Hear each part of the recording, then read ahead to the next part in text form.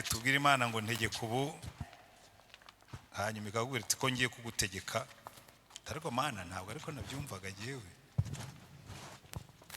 Burya nubwira Imana ngo ntegeka hari igihe izagutungura. Nyambibabwira kera nigeze gukora ikintu ntabwo byari ubusazi, narabyemeraga.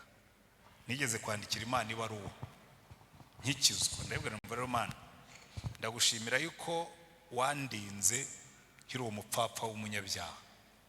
Burya abantu b'Imana abanyabyaha n'abapfapfa, hari igihe ureba ahantu wanyuze hanyuma ukisanga uriho ukavuga iti ibi ni ubuntu bw'Imana. Jyewe nkizwa muri za 83, sida yari irimo ivugiriza ica ibintu, kandi ubwo bupfapfa abantu benshi n'ubu baracyabubamo. Noneho ndakizwa iyo mbaze aba enjeniyeri, aba lisansiye, aba dogiteri bishwe na sida kandi twabanye mu byaha. Ngiye nkipimisha imyaka yose muzima kugeza no ku musokoro, ugashima Imana. None rero maze gukizwa nandikira Imana ndayibwira ngo Mana kuva warandinze, kandi no gukurira mu Rwanda rega nabyo hari impamvu yo gushima Imana. Uzi kuvukira mu Rwanda ukahakurira ukabona ibintu byose hanyuma ukabona urahagaze, mbwira Imana kuva warandinze hagomba kuba hari impamvu. Guhera uyu munsi ibyo uzantegeka byose nzabikora, aho uzambwira kujya nzahajya. Imana iravuga iti sawa, ubwo byibitsemo. Noneho bigejeje muri 90 nari nabonye akazi muri ambasade y'Abanyamerika. Imana irambwira iti rero biriya urimo kwitera hejuru ngo wabonye akazi muri ambasade y'Abanyamerika, wowe urajya kunkorera. Kandi ako kazi nari ngiye gukora ntikagiraga na biro. Twaricaye turi abasore turavuga ngo tugiye gutangiza umurimo w'ivugabutumwa mu banyeshuri no mu banyabwenge. Twumva bagomba kumva ubutumwa. Turicara dukora n'amasitati, dukora ibintu byose, turavuga ngo kandi umukozi uzakora aka kazi tuzajya tumwihembera.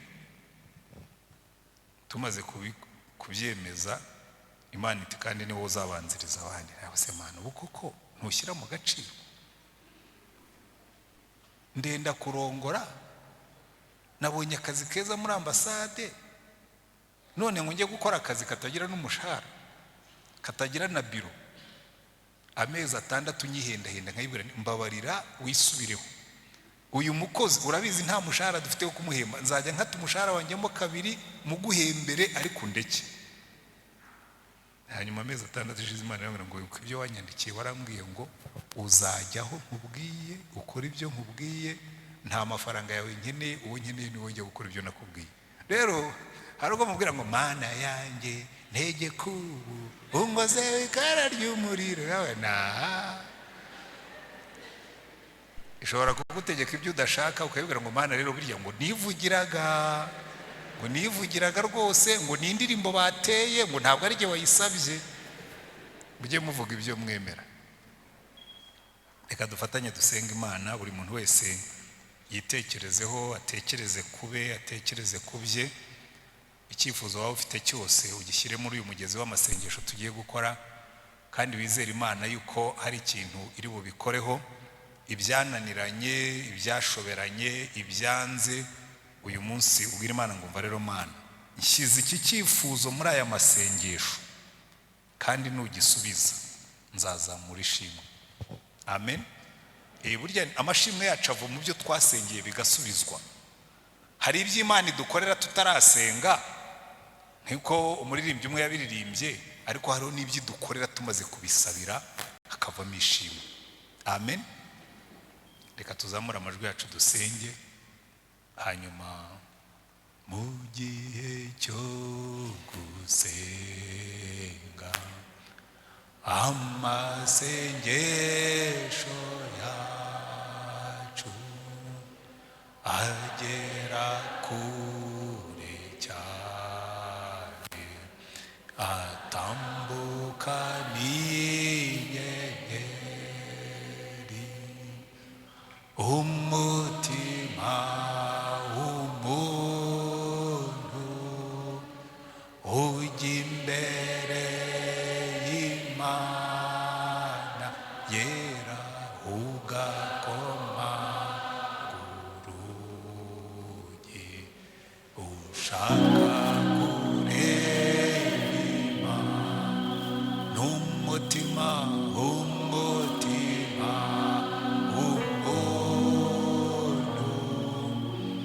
ujya imbere y'Imana yera ugakoma ushaka kureba. Mwami wacu Yesu Kristo, imitima yacu irazamutse imbere yawe, izamukanye ibyifuzo byose tugiye gushyira imbere yawe, twishingikirije ku isezerano waratubwiye ngo ababiri cyangwa batatu nibaterana mu izina ryanjye nanjye nzaba ndi hagati yabo. Turabivuga tudashidikanya kuko turabizi ntubeshya, uri Imana itisubiraho, uri Imana itabeshya. Tuzamuye imitima yacu imbere yawe kuko tuzi yuko uri hano uteranye natwe. Reka imbaraga z'umwuka wawe wera zigendagende muri iri teraniro kugira ngo ibyifuzo byose dushyize imbere yawe bibone ibisubizo byabyo. Reka imbaraga zawe zimanukira aha hantu Mana, abantu bateranye hano, abantu bakwifuza, abantu bakwerekejeho imitima. Reka imbaraga zawe zimanukira aha ngaha, uwaje arwaye wese reka imbaraga zawe zimanukire ku mubiri we. Abarwaye indwara z'uruhu muri kano kanya Mwami Yesu, bumva ikiganza cyawe kirimo kubakoraho. Abarwaye indwara z'imitsi, abarwaye indwara z'amaraso, abarwaye indwara z'uruhu, abarwaye indwara zo mu nyama, abarwaye indwara z'amagufwa, abarwaye indwara Mwami Imana yacu zo mu nda, abarwaye indwara z'ubuhumekero, abarwaye indwara z'amatwi. Reka imbaraga zawe zimanukire gukiza atari abangaba bonyine, n'abandi bose bakwizeye kandi barimo kudukurikira muri uyu mwanya. Reka zimanukire gukiza abantu bose batanze ibyifuzo muri iyi minsi 40 turimo y'amasengesho. Imbaraga zawe zikiza, imbaraga zawe zirema, za imbaraga z'umwuka zimwe zakuzuye mu bapfuye Mwami wacu Yesu Kristo zikorere mu mibiri yacu. Reka umuntu wese urimo hano waje arwaye, yumva ananiwe, yumva afite intege nke, izo mbaraga zimuzeho, yumva ashubijwemo imbaraga, kandi nahaguruka atashye agenda avuga ngo Umwami Imana yakoze ku mubiri wanjye, ndumva nashubijwemo imbaraga. Kandi mu izina rya Mwami wacu Yesu Kristo turasengera umuntu wese waje hano aremerewe. Mwami Yesu waravuze ngo abarushye n'abaremerewe ngo baze bagusangura baruhura. Umuntu wese uri hano ubuza amahoro mu mutima, ruhura uriya muntu utakibasha gusinzira, ruhura uriya muntu Mwami Imana ibitekerezo bye bitakiri ku murongo, ruhura uriya muntu wihebye wumva no kwiyahura byaba igisubizo, ruhura uriya muntu urushye wumva ibibazo byamurembeje byamurushije imbaraga. Garura imbaraga mu mitima y'abantu bawe Mana, bakwizere kandi bamenye yuko ubitayeho. Kandi Mwami wacu Yesu Kristo, hari n'abajemo baremerewe n'ibyaha kuko nabyo bijya bitugirira nabi. Tusengeye umuntu waje hano aremerewe n'ibyaha, utari wakira agakiza akaba akigendera mu byaha, uri mu busambanyi, uri mu bujura, uri mu migambi mibi, uwo ari we wese waba urimo hano akigendera mu byaha, agendera kure yawe, rambura ikiganza cyawe umufate, umukomange, umuhindukize akubone Mana. Kumugisha ijambo ryawe tugiye kumva Mwami Mwuka wera, Umwami wacu yatubwiye ngo nuza uzemeza abantu iby'ibyaha n'iby'urubanza n'ibyo gukiranuka. Reka imbaraga zawe zimanukira aha hantu, ntihagire usinzira, ntihagire uhunikira, ntihagire urangara.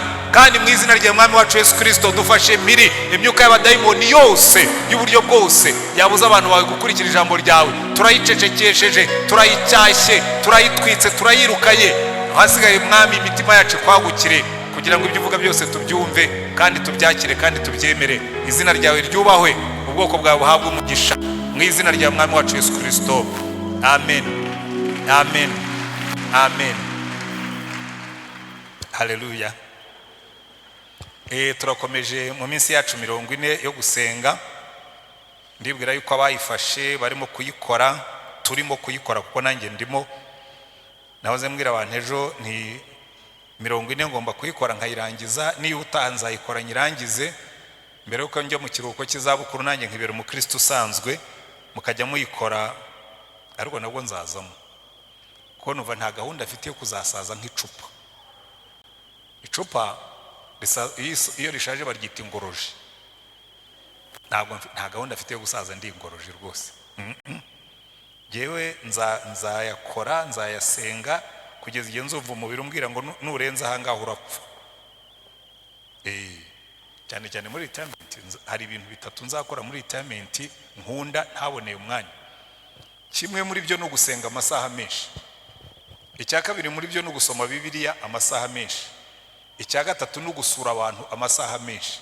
Ibyo bintu bitatu ndabikumbuye, ntabwo numva umwaka utaha utazagera, kuko nibyo bintu nzashyira muri gahunda yanjye. Hanyuma nkajya nicara nkasura abantu numva nta romoro, nta mutima uncira urubanza. Nkasenga, nkazimya telefone, nkasenga numva ntavuga ngo hari akazi kari bupfe.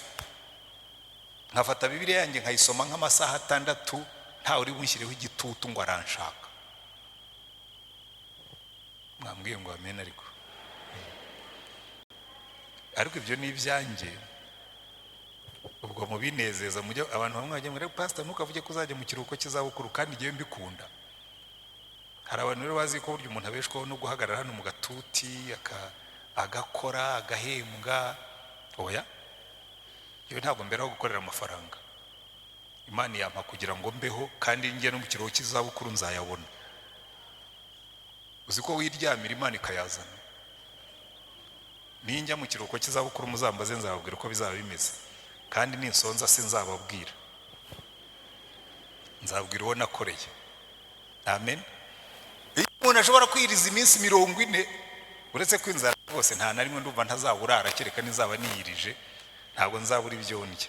Ariko iyo ushobora kwiriza iminsi 40, niyo wakubwira ngo uzamara iminsi 3 utarya ibiryo byabuze, uravuga uti ibyo nta kibazo. Ngo impyisi barayibwiye ngo amayira bayafunze, murantegeye no kugenda nijoro ndabimenyereye. Ari abantu badatinya inzara, badatinya ibiki, kuko niyo mpamvu twiyiriza no kugira ngo twimenyereze n'ibihe byaba bibi ugatumbira Imana. Amen. Ku munsi wa 28 w'iminsi 40, icyumweru gishize murabizi twari turimo kwiga inzira zivana abantu mu mbaraga. Ngira ngo abantu bamwe bagiye babyandika, abandi bagiye bantelefona bakabimbwira bati rwose uzatugarura Apotre Serukiza yaradufashije, yaraturyohereje. Ariko ubwo n'umwaka utaha cyangwa mu mwaka hagati, kuko dushobora kuzajya tubatumira ku cyumweru, ariko ubwo ntabwo muri 40, kuko gahunda ikoze ni kwizubahirizwa. Amen.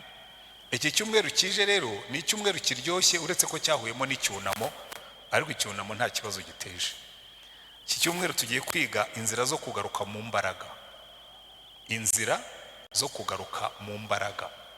Kubera yuko iyo umaze kureba ikijyana abantu hasi, ugomba kubereka ikibazamurayo kikabasubiza hejuru.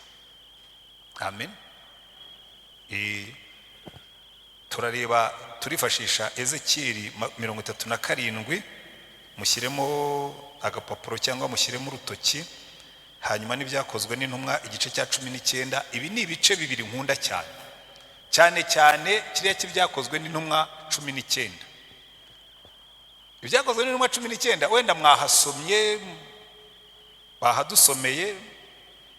Hari igihe badusomera ibice biryoshye abantu ukabona nta kanyamuneza bibateye, nta shyaka bibashyizemo, ariko kiriya gice cya 19 ndagikunda cyane.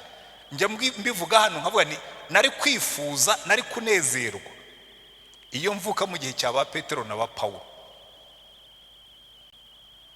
Ariko n'uno munsi birashoboka. Urabona Paulo yageze muri Efeso, asangayo abangilikani 12.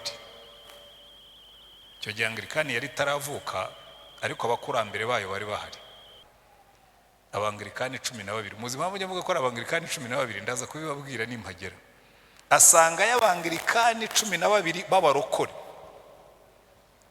Arabitegereza, arababwira ati ariko mwigeze muhabwa umwuka wera mukimara kwizera? Baramubwira batoya, nta nubwo tuzi yuko umwuka yaje. Nta nubwo muzi ko umwuka yaje? Mwabatijwe mu batizo ki? Twabatijwe mu batizo wa Yohana. Mwabatijwe mu batizo wo kwihana ibyaha. Buriya rero mbabwira impamvu nababwira ko bari abangilikani. Niba hari itorero rigira abantu bazi kwihana ibyaha, ni Angilikani. Ariko niba hari itorero rigira n'abantu bakonje, abarokore bakonje, ni Abangilikani. Ndabivuga nanjye ndi umwangilikani, uri bundakare ndamubwira nti niko mbibona. nabyo ndaza kubabwira uburyo Imana ijya ibikosora. Noneho arabitegereza arababwira tumva, mwebwe mwabatijwe umubatizo wa Yohana wahagararaga mu mazi akababwira abantu ngo ndababatiza mu mazi, ariko uzaza nyuma yanjye azababatiza mu mwuka wera n'umuriro. Haleluya. Iki rero nicyo nkundira icyo ngicyo. Urumva twebwe abantu barakizwa bakihana ibyaha pe, bakaba bakandida wo kuzajya mu ijuru. Icyo ntabwo ari ikibazo, ariko bakagira intege nke mu rugendo. Niba mubihakana muzaze mumbaze mushyire mu rubanza, ubihakana azaze twicare muhe ibimenyetso birenga 4 by'ibyo navuga. Noneho Pawulo ntabwo yabatutse, arabareba arababwira tumva tugiye kubisubiramo kandi birahinduka. Ngo asubiramo arabigisha. Uzi impamvu bari meze gutyo? Bari bagishwe n'umugabo witwa Apolo, ngo kandi Apolo yari azi kwigisha neza, abigisha neza barakizwa. Twabonye abigisha beza baratubwiriza turakizwa, ariko ugasanga umuntu yarakijijwe na bano bica na hano bicayemo. Reka mbereke mbaho urugero. Njya nigisha abapastori bacu bo hirya mu maparuwasi yo mu byaro. Ukagenda ukajya ahantu mu cyaro ukasanga itorero rya Deperi, ugasanga rifite urusengero runini ryiyubakiye, bafite ibyuma byose birimo na za gitari biguriye, hanyuma twe twaba dufite agasengero iruhande na nyabingi itajyamo. Kwabura uterwa kuki mufite agasengero kangana ngo urumva ngo twebwe ngo abantu n'abakene ngo none se bariya barwubakiwe nande ko nta n'umuzungu waje? Abaturage bahari mujya ku isoko rimwe nabo. Ariko ko hari igihe umuriro wamanutse, ubushyuhe buraza, abantu biga gukorera Imana. Biga gukorera Imana. Buriya umwuka yamanutse abantu biga gukorera Imana. Muzagende mujye mu matorero ya Deperi. Nkunda n'abantu baho ugiye ninyivuga neza ntimugire ngo ni rimwe mu matorero y'umwuka nkunda, ariko nta matorero mato matarimo kuzamuka. Hari ahantu njya nkabona hari itorero turuta ubunini, abara gucya abo bantu bigeraho. Ukabona abakristo barifashe bagurira pastori wabo imodoka. Cyakora ndashima Imana natwe turazifite, ndayifite na Pastor Z nawe yafite yayihawe n'umukristo wacu. Ubwo birakubwira ngo natwe bitangiye kuza. Ariko ukabona abantu barifashe bagurira pastori wabo imodoka, ariko wabivuga muri Anglikani niya bishop tukagomba guterateranya amaparuwase yose. Kubera iki? Twihannye ibyaha ariko ntitwigeze dufata imbaraga zo gukorera Imana. Niyo mpamvu nakubwira ntababigishwa barabasekuruza b'Anglikani, bihannye ibyaha, barabarokore beza. Ariko uzarebe, wenda nongere ntangire urugero kuri Adeperi kuko niryo torero nafashe urugero, n'umukene waho. Umuntu abacuruza agataro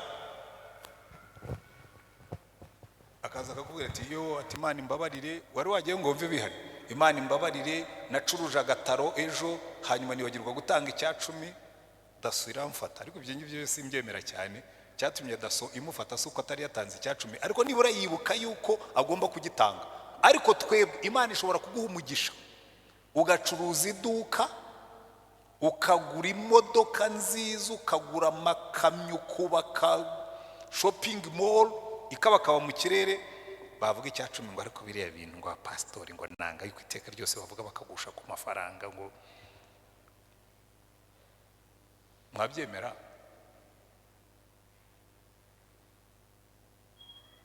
Umukristo umwe muri Adeperi, reka ndangirize kuri urwo rugero, yaje hano turimo kubaka urusengero. Yaraje kundeba nta nubwo araza ngo pastor muri mu rugo urusengero ni kuki se utambwiye?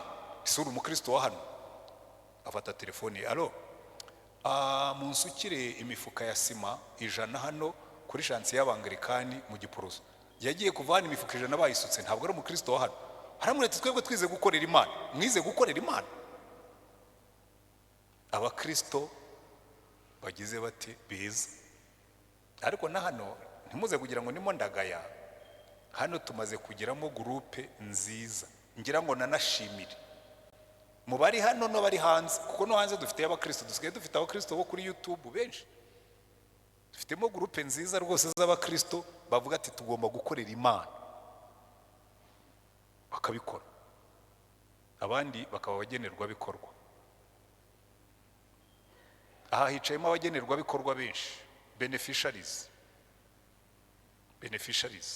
abagenerwa bikorwa, ariko hari n'abandi b'abafatanya bikorwa. Abo ngabo mu bampera amashyi.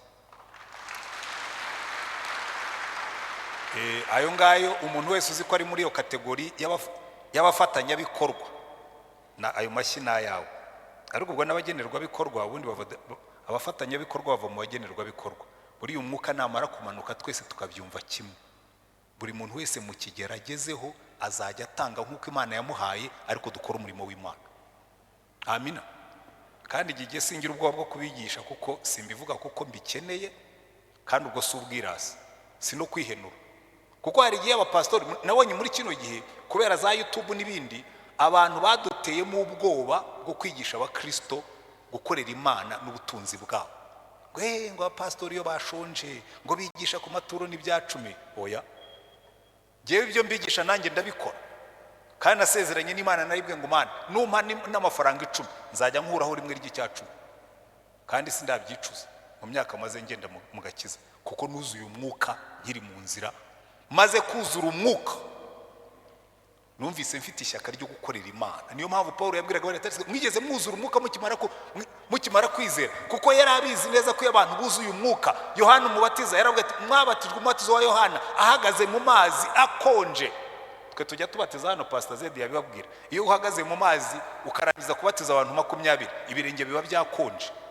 Hariho n'igihe tubatiza mu gihe cy'imbeho ukumva umubiri wose wakonje. Njya ntekereza Yohana umubatiza ahagaze mu mugezi akabatiza abantu, noneho akabwira ati genda babatiza muri ano mazi mugakonja, uje nyuma yanjye ahagaze mu mugezi w'umuriro azabatiza mu mwuka n'umuriro. Haleluya. Uko niko Yesu abigenza. Iyo Yesu yabatije abantu mu mwuka bumva bafite ishyaka, utagombye no kubabwira. Nawe wundi ubyinirira abantu gahendahenda ukinginga ukageza hano. Kubera iki? Bakandagiye mu mazi ya Yohana, bihannye ibyaha ariko ntibambikwa imbaraga. Ni gute ni iyihe nzira tunyuramo ngo twambikwe imbaraga? Paulo yafasha abo bigishwa ngo arabanza arabigisha, amaze kubigisha barambika ibiganza buzura umwuka, ngo mu myaka 2 gusa ngo province yose ya Aziya yumva ubutumwa bwiza, kubera abantu 12 buzuye umwuka, ngo imbaraga ziramanuka. Ngo ku buryo bajyaga bagenda ngo bagakoza ibitambaro kuri Paulo, ibitambaro gusa, bakaza bamukozaho igitambaro bakagitwara, bagera mu rugo bagikoza ku barwayi bagahaguruka. Wow, cyari kumpa nkabaho mu gihe nk'icyo. Ngo n'amayibobo zaho inzererezi zo muri Efeso ngo zihangishaho kwirukana abadayimoni mu izina rya Yesu uwo Paulo abwiriza. Inzererezi mayibobo zikaza zigahagarara hejuru y'umuntu ufite, ariko hari hano ugomba kuba hari n'amadayimoni menshi, kugeza naho inzererezi zirukana amadayimoni. Ariko n'uno munsi arahari. Ahubwo tugiye kimbabaza baba Kristo bacu batuzuye umwuka, iyo amadayimoni aje, ngo iyo abazimu baje bagafata umuntu bahita bajya bamujyana mu barangi, bakamujyana mu bapfumu, bakamujyana hehe, ngo abo bazinze, abo ariko ibintu mbona muri iyi minsi baravuga ati wowe imigisha yawe barayitwaye bayimanitse ahantu mu giti, ati wowe yawe barayitwaye ahantu mu kimuga bayitabye mu mwobo w'inyaga, ati yawe hari abantu bakugende bayishyize mu buvumo. Hanyuma se Yesu akora iki? Twigeze kumara igihe tujya impaka, abantu bambwira ngo hari abantu baza ngo gufutera ngo mu materaniro ngo bakagira gute, mwagiye mureka bakiyizira. Bashobora kuba ari abakandida bagakiza. Uzaza uhagarare rwose, uhagarare hari ufutera, ibifutero byawe ntibyamfata mpagaze hano hagati yanyu nanjye hahagaze igicu cy'umwuka, buriya niyo wabifutera byagarukira aho ngaho. Nta muntu wuzuye umwuka bafutera ngo bimufate. Rego uzi ko hari n'abakozi b'Imana babyemera, ahubwo ngo sinshobora kuramutsa abantu ngo banshyiraho imyuka yabo, niba imyuka ibarimo irusha imbaraga ukurimo, ubwo wahawe igice cy'umwuka, ntabwo wuzuye umwuka. siko abantu baba mu bwoba ugasanga ngo batinya ibifutero, ngo hari umuntu twabonye ngo ari mu iteraniro ngo arimo kugira gutya, wenda yihungizaga ibyuya. Umuntu azunguza ikintu ngo arimo arafutera mugambirire kuzura umwuka, ibifuterano ntabwo bizabafata. Abanyantege ntibatinya amahembe, abanyantege ntibatinya ibifaru. Inyoni yapfuye bayishyira imbere y'umuryango, umuntu agatinya gusohoka, ngo hano hari ikirozi, giterura ugishyire muri tuwarete imyanda ntiwijya. Erego ugasanga bagiye guhamagara abahanuzi ngo n'abahanga ngo wo gusenga, ngo hari inyoni ipfuye. Niki kikubwira ko atari igisiga cyayihataye cyitwaye? Ngo bariya ngo n'abantu baroze ngo bazanye inyoni ipfuye ngo bayishyira imbere y'umuryango, hari n'amaraso bahasutse. Amaraso uzashyiremo ibitaka cyangwa uzane isuku ya harura. Iyo wuzuye umwuka, amadayimoni niyaguhunga, si wowe uyahunga. Tekereza ko mayibobo zo muri Efeso zirukanaga abadayimoni mu izina rya Yesu, uwo Pawulo abwiriza. Mani, iyo warampaye kubaho muri kiriya gihe, nari kubyinjoyinga cyane, nari kubinezererwa pe. Ariko n'uno munsi birashoboka, ikibazo ni twebwe. Ndimo ndasenga Imana ngo ituzanire ibyo bihe, itugarurire ibyo bihe. Ariko uzi ikintu cyabyishe, naragisobanukiwe. Ni amashuri na diplome, shuri na diplome. Iyo umuntu yabonye masters, akabona doktora, akabona lisanse, akagenda mu modoka nziza, yumva adakeneye kuzura umwuka. Sinjye mbibabwira hano, nubona umuntu wuzuye, ubona umuntu ufite masters avuga mu ndimi, uzamenye ko Imana yamanutse. Kuko urabanza ukareba hirya no hino ngo abantu batabona yuko nawe uvuga mu ndimi, batabona yuko nawe wuzura umwuka, mbese uri nomo, ugenda ukonje, uri nomo, mbese uri muzima. Ntabwo se murabibona? Iyo umuntu yuzuye umwuka, abantu bagira ngo ni umusazi. Ni Yerusalemu niko byagenze. Ba Petero buzuye umwuka, abantu bakafata abantu basenze inzoga zihira, nta kuntu bamera kuriye batanyoye. Petero aravuga ati twebwe ntabwo twanyoye, ahubwo Imana yasuye umwuka. N'ubu reka mbereke, nimwisuzume mu mitima yanyu.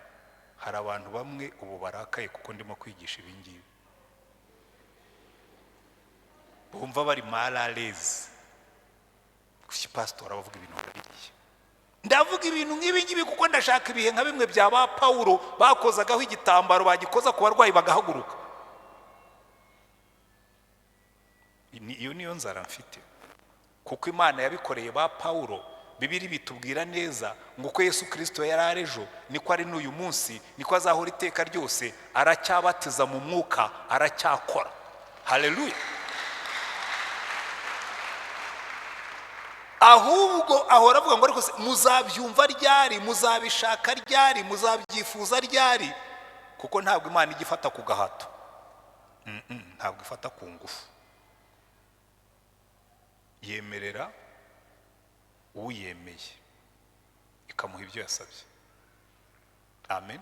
Ikamuha imbaraga, ibitangaza bigakoreka. Ba Paulo barabikoze muri Efeso, ibitangaza birakoreka. Njya mbwira Imana, ariko Mana, niba ari Dr. Paulo yari afite ko nanjye nyifite, wangiriye neza nanjye nkabibonesha amaso. Kubona umurobyi w'amafi nka Petero, inzandiko ze yazanditse yandikirwa na Silvano. Jewe nzi kwandika nkashyiraho na computer, ariko Petero igicucu cye cyakoraga ku barwayi bakibwiriza bagahaguruka. Ikiganza cyanjye jewe wagira ngo cyica abantu. Cyane ugasengera umurwayi wagene bakakubwira ngo arapfuye kandi bamuramitseho ikiganza. Icyo ndimo kubateramo niyo nzara, sino kwipfobya. Hari n'abajya ngo pastor, ngo kuki utemera ko ufite imbaraga? Mfite izihe se? Igicucu cya Petero cyagurutsaga abarwayi, ibitambaro bakojeje kuri Paulo byirukanaga abadayimoni. None tujya tubeshya abantu ngo dufite imbaraga, ngo nuko mfite ibipapuro. Biriya namaze kuidekarasa, nabishyize muri kategori y'ibipapuro ushyira muri faride ukabimanika mu nzu, ubundi warangiza ukagendera ku mbaraga z'umwuka. Zaba zidahari bikaba amazi nk'aya Yohana, ukabyara itorero ry'umukonjera. Ariko reka mbereke bizakunda, kuko nimugaruka muri Ezekiel 37, Ezekiyeli Imana niyo yamwijyaniye, iramubwira ngo Ezekiyeli ngwino njye kugutembereza. Haleluya. Ngwino njye kugutembereza, ngo iramujyana. Umva, mujyane muri Ezekiyeli 37. Kuko Pawulo we ibyo yarabitunganije, n'amayibobo zo muri Efeso zikirukana abadayimoni. Ariko burya ntuzihe kwirukana abadayimoni udafite Yesu, utamuzi neza. Ushobora guhura n'umudayimoni wize teoloji. Kuko ngo bene Sikewa ngo bari abasore 7 birukanaga abadayimoni nkuko bari babonye Pawulo abikora. Baragenda bajya ahantu, noneho ngo basanga umuntu urimo abadayimoni. Bati sasa uyu munsi tubonye ikiraka.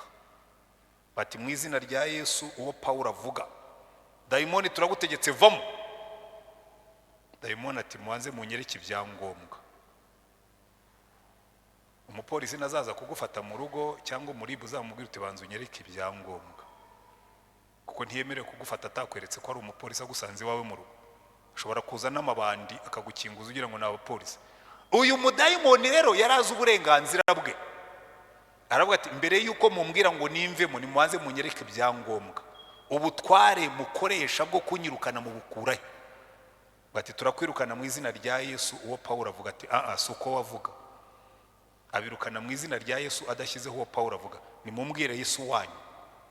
Hari abantu rero benshi bafite Yesu wo mu rusengero. Ntuzagerageze kwirukana abadayimoni mu izina rya Yesu wo mu rusengero. Banza ugire Yesu wawe ubutware, kuko buri cy'abadayimoni batinya ni Yesu kurimo. Ngewe ndabiza ndimo, nuzuye umwuka ndabizi simbishidikanya.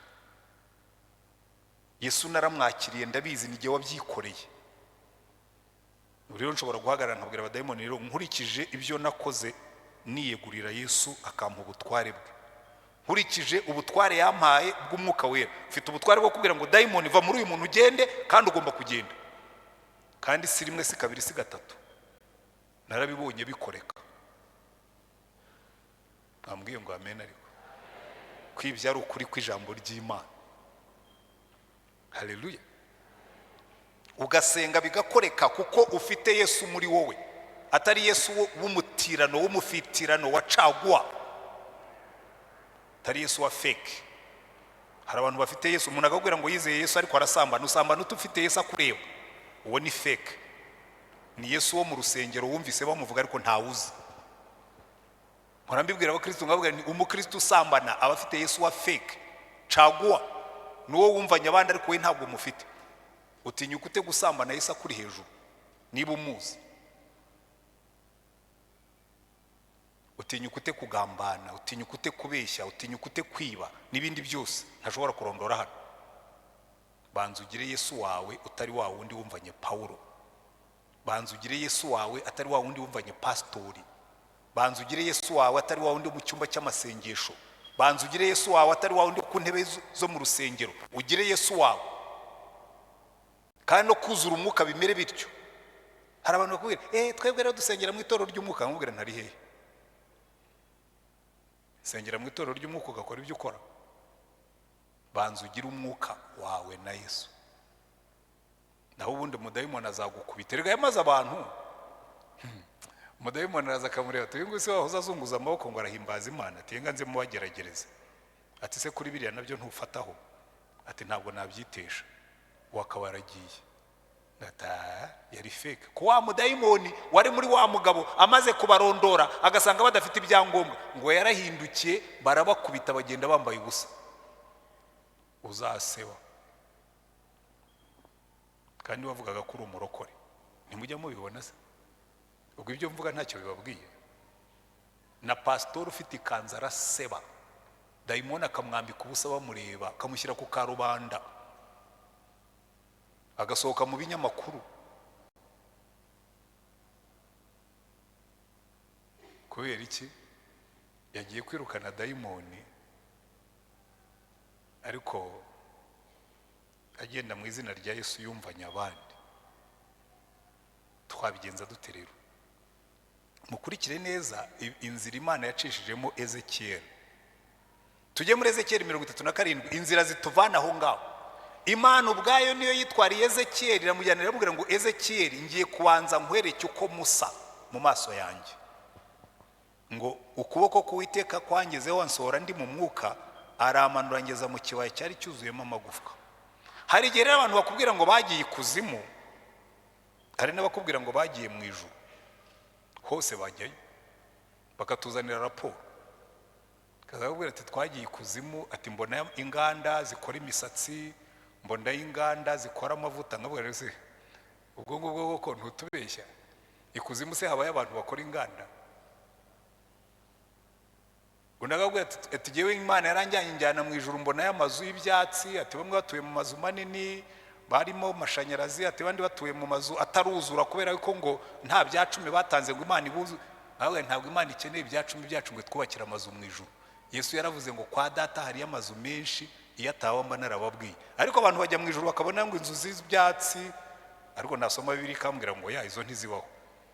Izo mu ijuru zubatse n'izahabu zose, nta n'amashanyarazi abayo. Imana nizatubera umucyo. Musome Ibyahishuwe 21 na 22 muzabona. Ariko dore uko biba bimeze, hari igihe Imana ikwambika amadarubindi ikakubwira ati reka nkwereke uko mumeze mu maso yanjye. Hari n'igihe Satani akwambika amadarubindi akakubwira ati reka nkujyane ikuzimu kandi utavuye aho uri.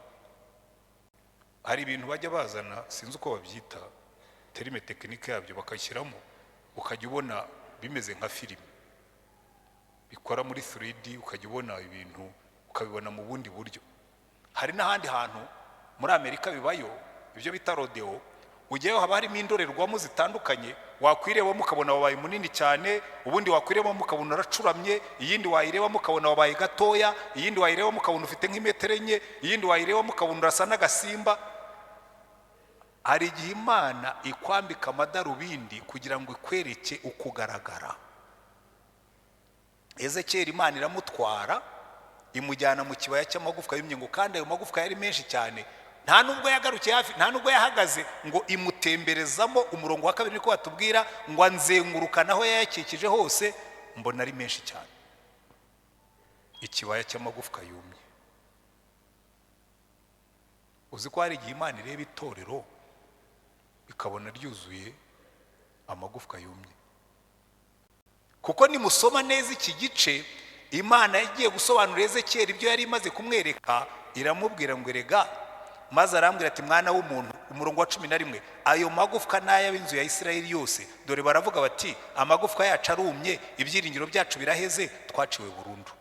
Hari igihe Satani agushyira mu kaguni akagukaranga, ugasigara uri amagufwa yumye. Alo, wenda nawe uri mu kaguni uyu munsi, ibyiringiro byawe byaraheze, ikibazo cyabaye kirekire, intambara zabaye nyinshi, ubukene buranuma, ibyaha birishe, ukamera nk'igufwa ryumye, umutima wawe ukiheba. Ariko ikintu nkundira Imana, imaze kumuzengurutsa aho ngaho, icya kabiri ngira ngo turebe, imubaza ikibazo. Buriya rero Imana nikubaza ikibazo, ntabwo iba ikeneye igisubizo cyawe, ahubwo buri ikibazo Imana ikubaza nicyo kugufasha gutekereza, ikakuvanamo amadarubindi wari wambaye, ikakubwira ngo ariko se buriya ukureba urabona aya magufwa ashobora kongera akabaho. Ukuyemo za darubindi wajya gureberamo, urabona aya magufwa ashobora kongera akaba mazima. Hanyuma yarangiza, muzitegereze muri Bibiliya mbere yuko mva kuri cyo, muzare iteka ryose Imana igiye gukorera umuntu igitangaza, imubaza ikibazo. Iyo Imana igiye gukoresha umuntu imubaza ikibazo, sibyo? Muribuka Imana igiye kujyana Mose muri Egiputa, yaramubwiye ngo icyo ufite mu ntoki ni iki? Ati ni inkoni. Ati yikubite hasi ihinduka inzoka. Ati iyo nkoni yumye nyishyizemo power, nyishyizemo imbaraga. Umupfakazi Elisa yakoreye igitangaza, n'uwisarefati Eliya yakoreye igitangaza. Yaramubajije ngo ufite iki mu rugo? Ati mfite uturanguzwa tw'amavuta dusigaye mu icupa ntitwuzuye n'agakoroboye. ati genda utire ibibindi by'abaturanyi bose nurangiza usukemo ayo mavuta. Uriya mugore yashobora kuvuga ati rwose Elisa iki nakubwiye ko nta nubwo yuzuye n'agakoroboyi ngo nintire ibibindi by'abaturanyi bose. Ariko icyavuyemo imbaraga z'uriya mupfakazi ni ukumvira. Ati ibibindi byose asutsemo ya mavuta, ikibindi cyuzura, asukamo ikindi cyuzura, asukamo ikindi cyuzura. Abwiye umwana ati nzanira ikindi, aramubwira ati byarangiye nta gisigaye inyuma, ngo amavuta arakama. Kumvira kwacu niko kuvamo imbaraga. Haleluya. Muzarebe n'abigishwa ba Yesu. Yesu yigeze kubwira abigishwa be ati nimurira aba bantu, baramubwira ati ariko umwami Yesu ushyira mu gaciro, dufite idenariyo zitarenze 200, abantu bari hano baragera mu bihumbi 15. Kwaratubwira ngo barabaga 5,000, kandi mu materaniro abagabo bakunze kuba ari bo bake. N'ubu hano wakora usansoma wasanga abagore ari bo benshi, utabaze n'abana. So niba hari abagabo 5,000, hashobora kuba hari abagore 7,000 n'abana 3,000, umubare twabarira mu 15,000. Baramubwira ati urabona twakura he imigati yo kugaburira aba bantu? Ariko icyatumye Yesu ababaza icyo kibazo muri Yohana 6 baratubwira ngo yarazi icyo agiye gukora. Arabwira ati nimubicaze, ati mufite imigati ngahe? Batereka dufite imigati 5 hano, dufite amandazi 5. Rero abari muri Abisirayeli ngira ngo ntibari bazi guteka amandazi, baryaga capati. Nabonye ibigati barya muri za Egiputa hariya muri Middle East ni ibicapati. Dufite capati 5 n'isambaza 2. Ati zo zirahagije ngo tugaburire aba bantu. Mu ntege nke zawe niho Imana igukurira igitangaza. Mu bwihebe bwawe niho Imana ikora ibyo utashoboraga, hanyuma ugashima Imana. Amina. Imana yacu ni Imana y'igitangaza. Ariko ikibanza gukora iyo kubaje biriya bibazo, muribuka Paulo ajya i Damasiko ngo yaragiye yicara mu nzu, Ananiya araza murambika ibiganza ngo ibintu bimeze nk'imboneranye bimuva mu maso. Hari igihe Imana igukuraho imboneranye kugira ngo ubone neza. Abantu benshi buriya babaho mu kibaya cy'amagufwa yumye, bakajya bibwira ko ari bazima kandi barapfuye. Uyuba mu byaha niko Imana ivuga. Uzasoma Efeso ibice 2, Paulo aravuga ngo ubwo twari dupfuye tuzize ibicumuro byacu ngo natwe yaratuzuye. Hari igihe Imana ikubona wumye, hari igihe Imana ikubona warapfuye, wowe ukibwira kuri muzima, wowe ukibwira ko umeze neza. Imana ikagwira ati nuko ntarakwambika rinete zanjye ngo ubone uko jyewe nkubona. Muntu uri hano uri mu byaha, iyi Imana ikureba uri gufwa ryumye, ikubara nk'uwapfuye. Si jyewe ubivuze, niyo yabivuze. Usome ijambo rya ubwo twari dupfuye tuzize ibicumuro byacu yaratuzuye. Haleluya. Hari igihe twebwe twibona ukundi. Mwibuka itorero ry'Ilaodikiya, hari igihe umuntu twese tuba tumukomera amashyi tuvuga ngo uriya shahu ngo yageze yajya ngo imigisha ngo ibiki. Imana ikavuga ati mwebwe itorero ry'Ilaodikiya arabwira ngo muvuga yuko mukize mutunze mutunganiwe, ariko giye yo mbarebye mbona muri abatindi bo kubabarirwa. Kandi koko burya abantu benshi niko baba bameze, nuko twebwe ushobora kubona umuntu agenda atwaye ikimodoka kinini, ariko giye nkunda kwitegereza, ushobora kumubona atwaye V8 ariko agenda yivugisha. Kubera iki? Rwanda Revenue yamugonze, imisoro yamumereye nabi, wowe uramubona ameze neza. Naho Imana ikavuga ati niba waruzi ukuntu arara ariko ko wiruhutse, ariko ko wiruhutse, umuntu yarapfuye wowe ubona ari muzima. Ariko iyo uba mu byaha ho mu buryo bw'umwuka niko Imana ivuga. Ariko Imana ikavuga ngo rero iki kibaya cy'amagufwa yumye ngiye kugihindura kizima. Ibaze Ezekiyeli ngo aya magufwa yumye ashobora kongera akaba mazima. Aravuga ati Imana ni wowe ubizi, ngiye nkurikije uko mbireba ni wowe wenyine watanga icyo gisubizo. Imana iramubwira ati rero bintu 3 bituzura, hanurira aya magufwa. Mu Cyongereza baravuga ngo speak a prophetic word. Vuga ijambo ry'ubuhanuzi, vuga ijambo rirema, vuga ijambo rikangura, vuga ijambo rihwitura, vuga ijambo rinyeganyeza. Ngo atangiye guhanura ngo haza umutingito, abona amagufwa aregeranye, hagiyeho inyama, hateyeho n'uruhu. Igitangaza cya mbere kiba kirabaye. Haleluya. Havuyemo abigishwa bameze nk'abo Paulo yasanze muri Efeso. Ngo arabitegereza abona ntibanyeganyega, abona ntibakora, abona ntibaririmba, ngo abona bameze nk'intumbi, ariko ntabwo zari intumbi. Imana iravuga ngo ya ziriya ntabwo ari intumbi, barasinziriye. Ahubwo speak to the wind, vugana n'umuyaga, vugana n'umuriro, vugana n'umwuka, aze nabahuhaho. Pawulo bigeze kumutera amabuye basiga bameze nk'uwapfuye. Hanyuma nimugoroba ngo umuyaga umuhushyeho babona arahagurutse. Umwuka yahushye ku bantu nk'aba bose ngo bavamo inteko nini cyane. Inzira irimo niyi. Icyambere Imana yambwiye ngo vugana n'umuyaga. Iyo uvugana n'umuyaga, iyo uvugana n'ibitagaragara, tubyita gusenga. Senga umanura imbaraga. Ati mwuka, muyaga, huha, uva iburasirazuba, uhuhe uva amajyepfo, uhuhe uva amajyaruguru, uhuhe uva iburengerazuba, uhuhe muri iyi mirambo cyangwa muri abo bantu basinziriye. Ubundi ntabwo yari imirambo, bari abantu basinziriye. Ngo umwuka atangiye guhuha, ngo abona barahagurutse, biremyemo inteko ikomeye cyane.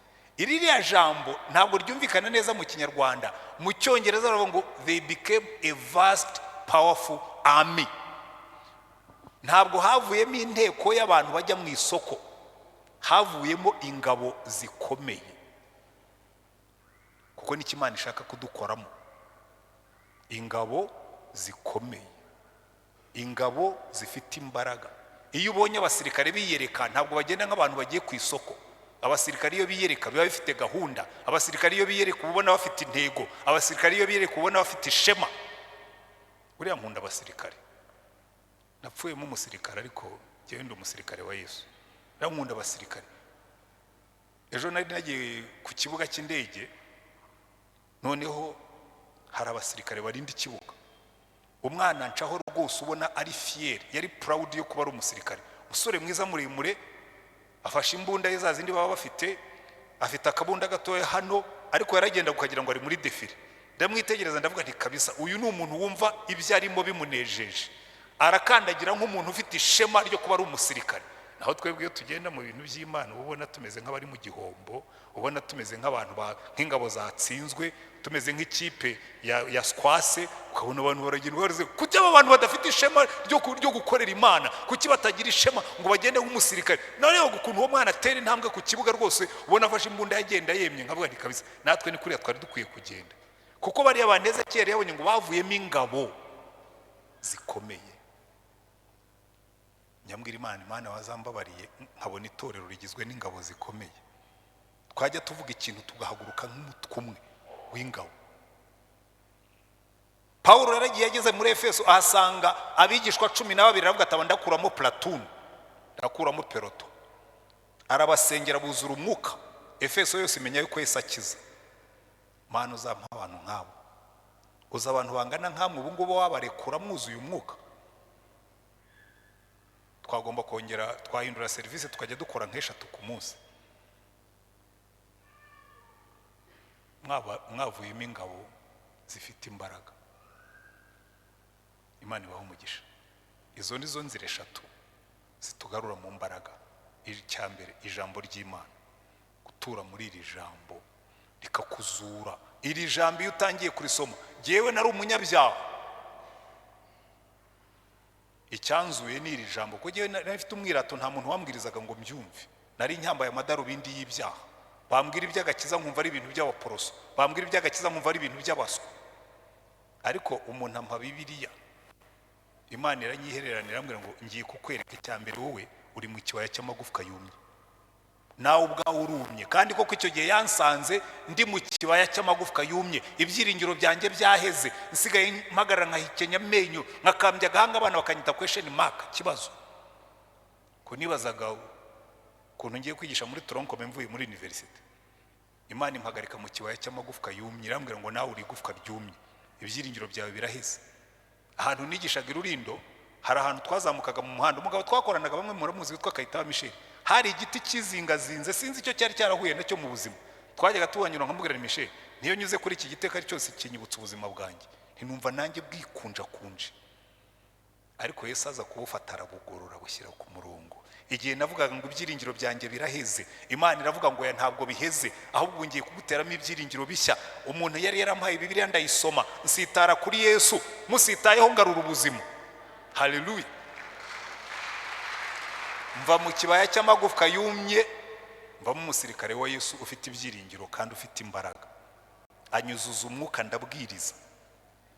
Niyo mpamvu mbabwira ngiye nzasaza nkibwiriza kuko ntabwo umwuka nzamureka, ahubwo ngiye kongera, ngiye kujya kuntuza banyongereremo. Ujya ubona amapine iyo yamanutse uragenda ukajya ahantu nko ku igaraje cyangwa ahandi kuri sitasiyo ukamubwira ati munyongereremo umwuka, ndabona amapine yanjye atareshya. Ubu ngewe ndimo ndongeza umwuka, ndimo ndongeramo, ndimo ndahagisha, muzambona nshaje. Umuntu wuzuye umwuka ikibazo kimukubise hasi, aho kugira ngo avuge ngo hwa nk'igihaza, ahita bondisa akajya hejuru. Mwarabibonye? Hari ibintu bibiri bikubise hasi byitwara mu buryo butandukanye. Igihaza iyo gikubise hasi, idegede iyo rikubise hasi, avoka iyo ikubise hasi iravuga ngo hwa ikaguma aho ngaho. Ariko iyo ufashe tennis, iyo ufashe umupira wuzuye umwuka ukubita hasi ikarushaho kujya hejuru. Nshobora kuyikubita hasi mpereye aha ikajya hejuru gusumbaho mpagaze. Hari igihe umuntu yibwira ngo yagukubise hasi ahubwo ukajya hejuru ye, ukajya uvuga ngo se we ntabwo uzi ikiganza kimfashe. Hari igihe ikibazo kikubwira ngo turamuhejeje, Satani akavuga ati noneho twamushyize mu kaguni turamukubitiramo, tugiye kumukubitira mu igunira. Imana ikavuga ngo ya ahubwo ubu ngubu ugiye gushyirwa hejuru, ngiye kukuzamura babibone. Haleluya. Ubishidikanya azabaze Danieli mu rwobo rw'intare, ubishidikanya azabaze Yosefu muri gereza yo kwa Potifari, ubishidikanya azabaze Yesu mu mva. Ku munsi wa gatatu amadayimoni yamubonye azamutse, ntiyanagarukira aho ngaho, arazamuka ahubwo nyuma y'iminsi 40 asubira mu ijuru. Iyo niyo nzira yaduciriye. Haleluya. Imana ibahe umugisha. Witeguye kuva mu kibaya cy'amagufwa yumye? Sinzi ikiguhejeje, sinzi igihejeje ibyiringiro byawe, sinzi ikigucogoje, sinzi ikikunanije, sinzi ikikwihebesheje, sinzi akaguni Satani yagushyizemo, sinzi akaguni arimo kugukubitiramo. Ariko uyu munsi ni umunsi wawe wo kuzamuka, kubwo kumva ijambo ry'Imana, kubwo gusenga no kuzura umwuka. Niba wumva umwuka w'Imana arimo kuvugana nawe akubwira ngo uyu munsi niwo munsi wawe wo kuzamura ikiganza, ukabwira Imana ngo Mana uyu niwo munsi wanjye wo kuva mu kibaya cy'amagufwa yumye, zamura ikiganza dusenge Imana. Mukiza numvise ijwi ryawe ry'imbabazi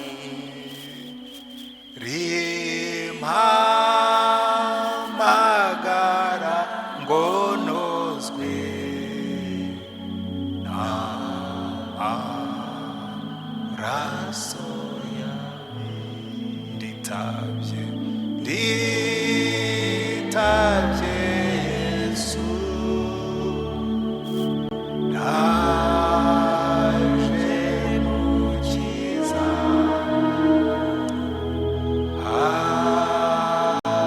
amaraso wavuye anyoza n'ubwanjye. Turagushimye Mwami wacu Yesu Kristo, ubwo watubonaga twihebye, natwe twicaye ahantu tumeze nk'ari amagufwa yumye mu kibaya, ibyiringiro byacu biheze, ibyiringiro byacu twabishyize mu mva, waramanutse uraza uraduhembura, waramanutse uraza uritangura tuzamura. Reba ibiganza byose bizamutse imbere yawe kuri uyu munsi Mwami Yesu, urambura ikiganza cyawe. Ntabwo nzi ikihebesheje buri muntu, ntabwo nzi ikimunanije, ntabwo nzi ikimugoye, ariko uyu munsi uhembura umurimo wawe muri we Mana, ukora ibitangaza, utwambika imbaraga nshya. Turarambiwe Mana, turambiwe kuba mu ntege nke, turambiwe kuba mu bwihebe, turambiwe mu kuba mu buzima bubi. Rambura ikiganza cyawe buri muntu wese umwambika imbaraga nshya, tuvemo intego yo kugukorera izahesha izina ryawe icyubahiro, nawe ukatwishimira ukaduha umugisha. Wumve gusenga dusengeye Mana, umugaragu wawe kuki yarakubwiye ngo giye guhagarara ku munara wanjye aho ndindira ngo numve icyo uzambwira ku byo nakuganyiye. Wumve gusenga kw'aba bantu bose kandi usubize kwifuza kwabo, uhembure umurimo wawe muri twe, utwereke uhembutse muri ino myaka turimo Mana. Izina ryawe ryubahwe, ubwami bwawe buze, ubwoko bwawe bunezerwe, kuko byose tubisabye mu izina rya Mwami wacu Yesu Kristo. Amen. Amen. Amen. Amen.